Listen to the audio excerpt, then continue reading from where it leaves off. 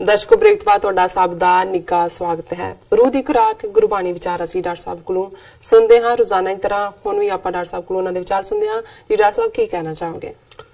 देखो, जिंदगी दे विच जदों असीं अपनी जीवन यात्रा, जीवन दा सफर, जीवन दा पंध पेंडा जी तय करदे ते ज़ाहिर है भी जिहड़ी सारी लड़ाई हुंदी है वो तो अपने मन दे नाल ही हो रही हुंदी है। बिल्कुल। मन किधर नूं जांदा है, मन की लोचदा है, की उहदियां डिजायर्स ने, और मन बारे ये गल बड़ी स्पष्टता दे नाल बेशक वो एंशिएंट थॉट भी सी, जिवें संस्कृत दे विच भी एक इन्हां दा श्लोक है, मनस्तु संकल्पै विकल्पै दिभी, जी कि मन की है। बहुत बार हुंदा है कि भी हुण ब्रेन तो है, वो तो एक ऑर्गन है, वो तो तुहानूं ਜਿਹੜਾ ਹੈ ਉਹ ਡਾਕਟਰ ਦੱਸ ਦੇਣਗੇ ਵੀ ਬ੍ਰੇਨ ਦਾ ਸਟਰਕਚਰ ਹੈ, ਉਸਦਾ ਉਹਦੀ ਫੰਕਸ਼ਨਿੰਗ ਬਾਰੇ ਵੀ ਥੋੜਾ ਬਹੁਤ ਆਈਡੀਆ ਹੈ ਵੀ ਕੀ ਹੈ, ਕ੍ਰੇਨੀਅਲ ਨਰਵਸ ਨੇ ਕਿੱਥੋਂ ਕਿੱਧਰ ਨੂੰ ਜਾਂਦੀਆਂ, ਕੀ ਹੁੰਦਾ, ਪਰ ਮਨ ਕੀ ਹੈ ਜੀ। ਹੁਣ ਜ਼ਾਹਿਰ ਹੈ ਕਿ ਮਨ ਨੂੰ ਅਸੀਂ ਡਿਫਰੈਂਟਲੀ ਡਿਫਾਈਨ ਕਰਦੇ ਹਾਂ। ਹੁਣ ਬਹੁਤ ਵਾਰ ਇਹ ਹੁੰਦਾ ਹੈ ਕਿ ਜੀ ਮੇਰੇ ਦਿਲ ਉਹਨੇ ਗੱਲ ਜਿਹੜੀ ਹੈ ਆਪਣੇ ਦਿਲ ਨੂੰ ਲਾ ਲਈ। ਹੁਣ ਬਹੁਤ ਵਾਰੀ ਇੱਕ ਜ਼ਮਾਨਾ ਸੀ ਜਦੋਂ ਇਹੋ ਜਿਹੇ ਮੁਹਾਵਰੇ ਆਏ ਹੋਣਗੇ, ਉਹ ਸਮਝਦੇ ਸੀ ਵੀ ਸੋਚਿਆ ਦਿਲ ਦੇ ਵਿੱਚ ਜਾਂਦਾ, ਦਿਲ ਨਾਲ ਹੈ, ਪਰ ਜਿਉਂ ਹੀ ਤਰੱਕੀ ਹੋਈ ਔਰ ਸਾਹਮਣੇ ਆਈ ਵੀ ਦਿਲ ਦਾ ਤਾਂ ਕੰਮ ਹੀ ਕੋਈ ਨਹੀਂ, ਦਿਲ ਤਾਂ ਸਿਰਫ ਆਪਣਾ ਵਿਚਾਰਾ ਲੱਗਾ ਮੁਫਤ ਦੀ ਲੇਬਰ ਕਰਨ, ਸਾਰਾ ਦਿਨ ਧੜਕੀ ਜਾਂਦਾ, ਕੋਈ ਸੁਣੇ ਨਾ ਸੁਣੇ ਉਹ ਆਪਣਾ ਤੱਕ ਕਰੀ ਜਾਂਦਾ। ਔਰ ਬ੍ਰੇਨ ਦੇ ਨਾਲ ਜੁੜਿਆ ਹੋਇਆ ਪਾਰਟ ਹੈ ਫੰਕਸ਼ਨਿੰਗ, ਔਰ ਇਸ ਲਈ ਮੌਤ ਵੀ ਉਦੋਂ ਹੀ ਡਿਕਲੇਅਰ ਹੁੰਦੀ ਹੈ ਜਦੋਂ ਬ੍ਰੇਨ ਇਜ਼ ਡੈਡ, ਜਿਹੜੀ ਰੀਅਲ ਉਹਨਾਂ ਦੀ ਡੈਫੀਨੇਸ਼ਨ ਹੈ। ਪਰ ਇਹਦੇ ਬਾਵਜੂਦ ਇੱਕ ਮਨ ਹੈ, ਉਹ ਭਾਵੇਂ ਬ੍ਰੇਨ ਦੇ ਵਿੱਚ ਬੈਠਾ ਹੈ, ਸਰੀਰ 'ਚ ਕੰਬ ਰਿਹਾ ਹੈ, ਕਿਤੇ ਹੋਰ ਹੈ, ਉਹਦਾ ਭਾਰ ਹੈ ਨਹੀਂ ਹੈ, ਨਿਕਲ ਗਿਆ ਵਿੱਚੋਂ ਤਾਂ ਕੀ ਹੋਏਗਾ।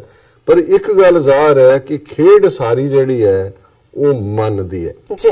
ਔਰ ਗੁਰੂ ਨਾਨਕ ਸਾਹਿਬ ਨੇ ਫਰਮਾਇਆ, ਮਨ ਜੀਤੇ ਜਗ ਜੀਤ, ਜਗ ਜੀਤ, ਕਿ ਜੇ ਤੁਸੀਂ ਮਨ ਨੂੰ ਫਤਹ ਕਰ ਲਿਆ ਤੇ ਸਮਝੋ ਤੁਸੀਂ ਦੁਨੀਆ ਨੂੰ ਜਿੱਤ ਲਿਆ। ਹੁਣ ਇਹੀ ਮਨ ਜਿਹੜਾ ਹੈ ਉਹ ਤੁਹਾਨੂੰ ਦੁਨੀਆ ਦੇ ਵਿੱਚ ਲਪੇਟਦਾ ਵੀ ਹੈ। ਹੁਣ ਜਿਵੇਂ ਬੁੱਲੇ ਸ਼ਾਹ ਦੇ ਹਵਾਲੇ ਨਾਲ ਹੈ ਕਿ ਉਹਨੂੰ ਭੇਜਿਆ ਕਿ ਫਲਾਂ ਮੁਰਸ਼ਦ ਹੈ, ਉਹ ਕਈ ਦਿਨ ਚੁੱਪਚਾਪ ਜਾ ਕੇ ਬਹਿ ਜਾਏ। ਉਹ ਖੇਤੀਬਾੜੀ ਕਰਦੇ ਸੀ, ਮੁਰਸ਼ਦ ਉਹਨਾਂ ਦੇ ਅਰਾਈ ਸੀ ਜਿਹੜੇ ਸਬਜ਼ੀਆਂ ਦੂਜੇ ਤੀਜੇ ਲਾਉਂਦੇ ਨੇ। ਔਰ ਇਹ ਸ਼ੇਖ ਸਾਹਿਬ ਉਹਨਾਂ ਨੂੰ ਹੁਣ ਲੱਗੇ ਨਾ ਪਤਾ, ਅਖੀਰ 'ਚ ਉਹਨਾਂ ਨੇ ਕਿਹਾ ਜੀ ਮੈਂ ਆਇਆ, ਮੈਨੂੰ ਦੱਸੋ, ਮੈਂ ਤਾਂ ਰੱਬ ਨੂੰ ਲੱਭਣਾ, ਰੱਬ ਨੂੰ ਲੱਭਣਾ ਹੈ। ਉਹਨਾਂ ਨੇ ਉਹ ਜਿਹੜੀ ਹੈ ਪਨੀਰੀ ਇੱਕ ਪਾਸਿਓਂ, ਕਿਉਂਕਿ ਝੋਨੇ ਦੀ ਪਨੀਰੀ ਲੱਗਦੀ ਹੈ, ਉਹ ਇੱਕ ਪਾਸਿਓਂ ਲਾਉਂਦੇ ਨੇ, ਦੂਜੇ ਪਾਸੇ ਉਹਨੂੰ ਲਾਇਆ ਜਾਂਦਾ, ਲਾਉਣਾ ਤੇ ਲਾਣਾ, ਉਹਨੇ ਰੱਬ ਦਾ ਕੀ ਪਾਉਣਾ, ਇਧਰੋਂ ਪੁੱਟਿਆ ਉਧਰ ਲਾਉਣਾ। ਸੋ ਜ਼ਾਹਿਰ ਹੈ ਕਿ ਦੁਨੀਆਦਾਰੀ ਔਰ ਰੱਬੀ ਦੁਨੀਆ 'ਚ ਇਹੀ ਫਰਕ ਹੈ। ਜੇ ਮਨ ਉਲਝਿਆ ਹੋਇਆ ਦੁਨੀਆ ਦੇ ਵਿੱਚ ਤੇ ਫਿਰ ਸਾਰੀ ਜ਼ਿੰਦਗੀ ਇਸੇ 'ਚ ਹੀ ਲੰਘ ਜਾਂਦੀ ਹੈ, ਜਿਹਨੂੰ ਗੁਰੂ ਸਾਹਿਬ ਨੇ ਫਰਮਾਇਆ, ਪਲਚ ਪਲਚ ਸਗਲੀ ਮੋਈ ਝੂਠੇ ਧੰਦਾ ਮੋਹ, ਕਿ ਵੀ ਇਹ ਜਿਹਨਾਂ ਦੇ ਵਿੱਚ ਅਸੀਂ ਪਲਚੇ ਹੋਏ ਹੈ, ਸਗਲੀ ਦੁਨੀਆ ਨੂੰ ਕਹਿੰਦੇ ਨੇ, ਦੁਨੀਆ ਫਸੀ ਹੋਈ ਹੈ। ਇਨ ਦਾ ਐਂਡ ਇਹਦੇ ਚੋਂ ਕੋਈ ਨਾਲ ਤਾਂ ਨਾ ਕਿਸੇ ਨੇ ਨਾਲ ਜਾਣਾ, ਇੱਥੇ ਵੀ ਨਹੀਂ ਖਲੋਣਾ, ਬੁਢਾਪੇ 'ਚ ਪਤਾ ਲੱਗ ਜਾਂਦਾ ਬਹੁਤ ਵਾਰੀ।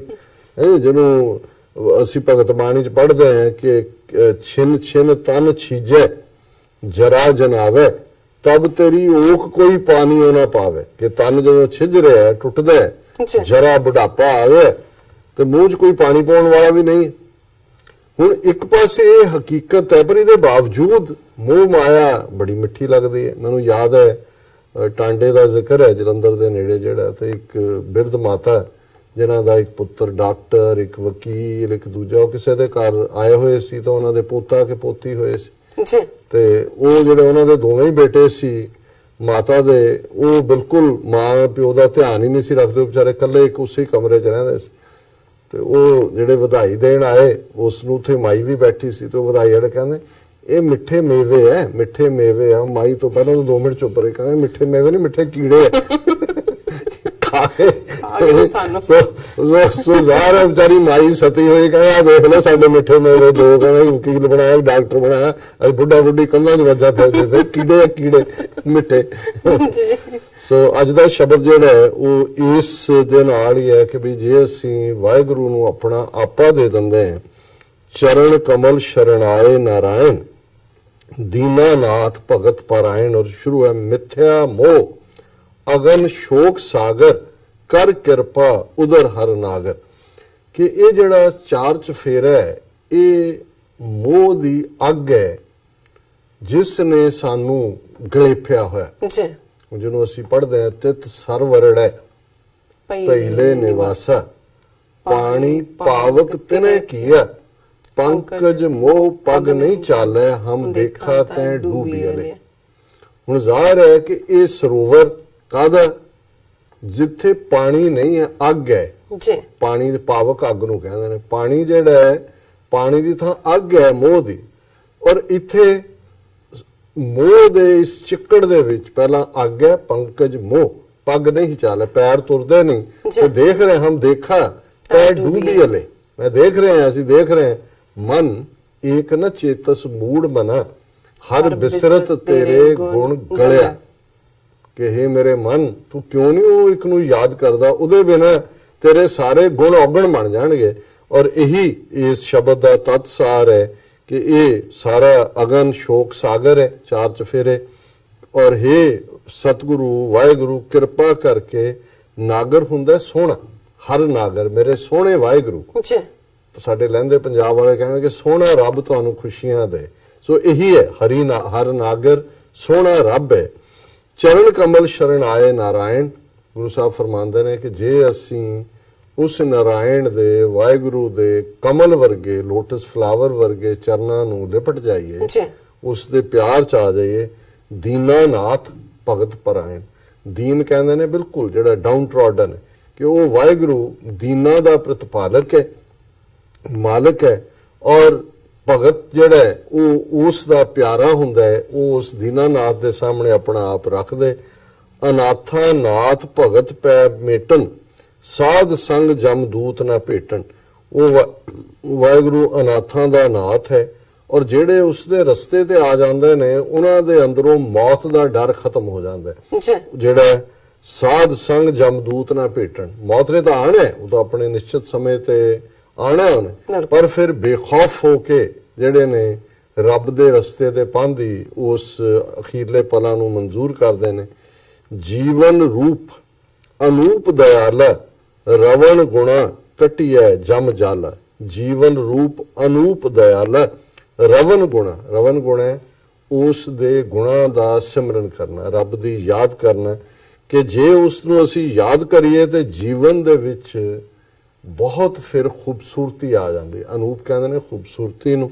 ਉਹ ਵਾਹਿਗੁਰੂ ਦਇਆਲ ਹੈ ਔਰ ਉਸ ਦੇ ਨਾਲ ਮੌਤ ਦਾ ਜਾਲ ਮੌਤ ਦਾ ਖੌਫ ਖਤਮ ਹੋ ਜਾਂਦਾ ਹੈ। ਕਟਿਆ ਜਮ ਜਾਲਾ ਅੰਮ੍ਰਿਤ ਨਾਮ ਰਸਨ ਨਿਤ ਜਾਪੈ ਰੋਗ ਰੂਪ ਮਾਇਆ ਨਾ ਵਿਆਪੈ।